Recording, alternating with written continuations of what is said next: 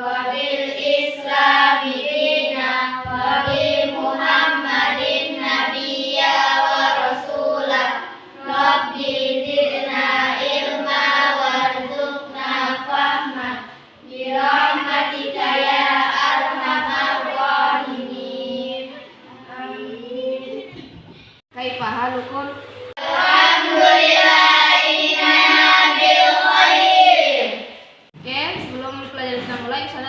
Absen dulu ya.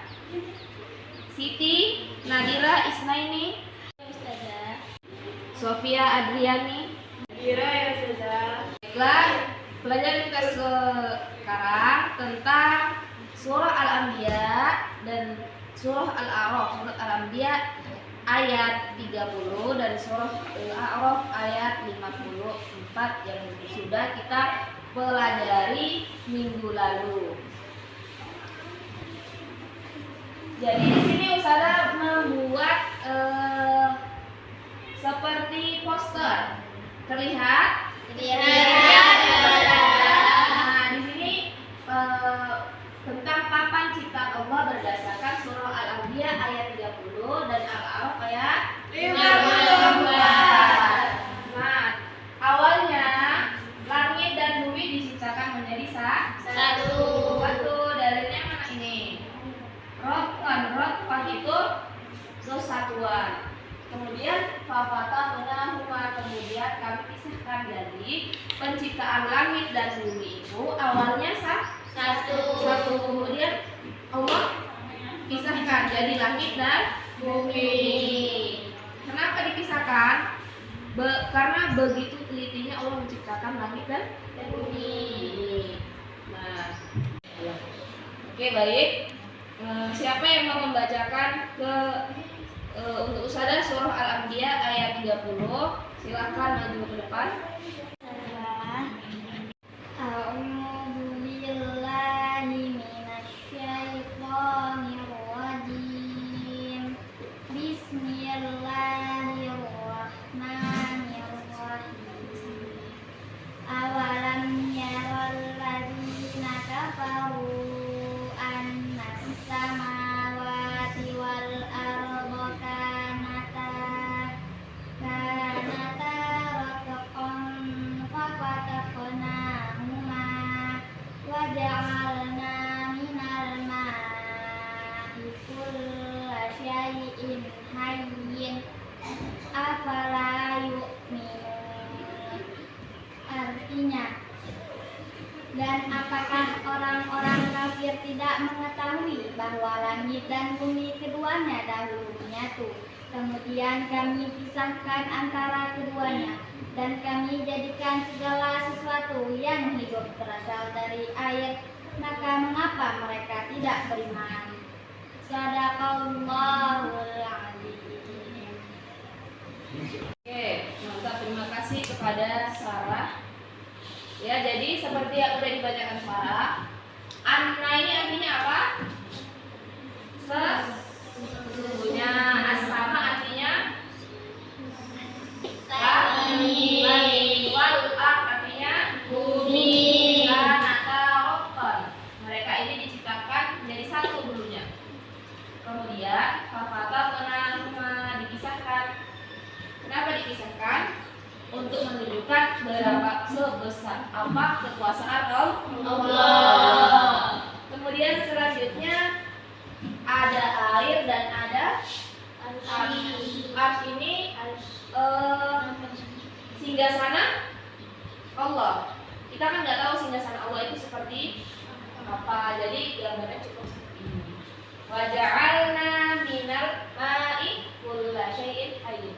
Dan kami jadikan setiap air itu hidup, ya. Kenapa manusia membutuhkan air? Ustazah, karena sebagian besar tubuh manusia terdiri dari air, Ustazah. Benar, mantap ya. Karena tubuh manusia sebagian terdiri dari air. Ini bukti dari Al-Quran sesuai dengan fakta ilmiah. Kemudian siang dan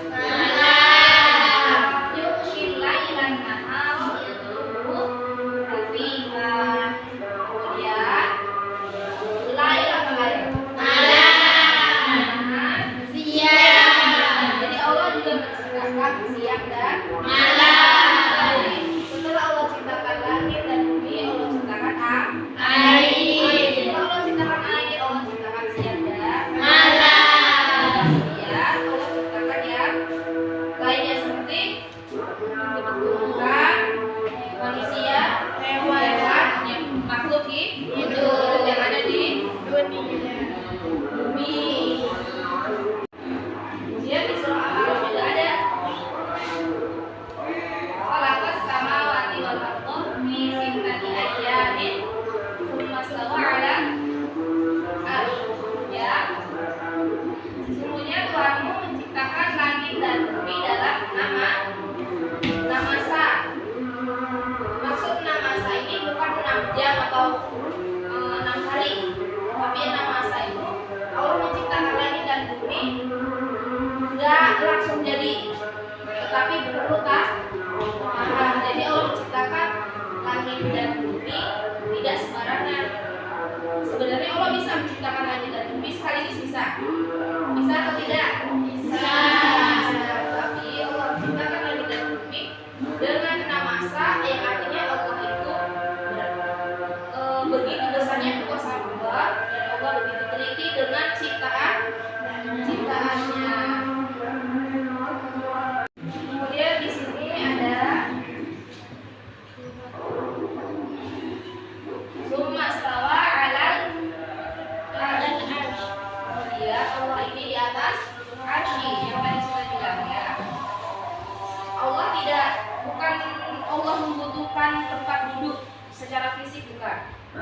Ya, Allah bukan butuh tempat kayak manusia butuh tempat tinggal, atau makhluk hidup butuh tempat tinggal, atau tumbuhan butuh tanah untuk hidup. Manusia butuh rumah untuk hidup, bukan. Akan tetapi summa stawa 'alal arsy itu artinya adalah Allah berkuasa penuh atas alam semesta dan menunjukkan bahwa keagungan dan otoritasnya, keagungan dan otoritas Allah, bahwa Allah itu Maha Kuasa. Ya, anak-anak sadar. Jadi 2 ayat tadi yang surah apa? Al-Anbiya ayat 30 dan Al-A'raf ayat 52.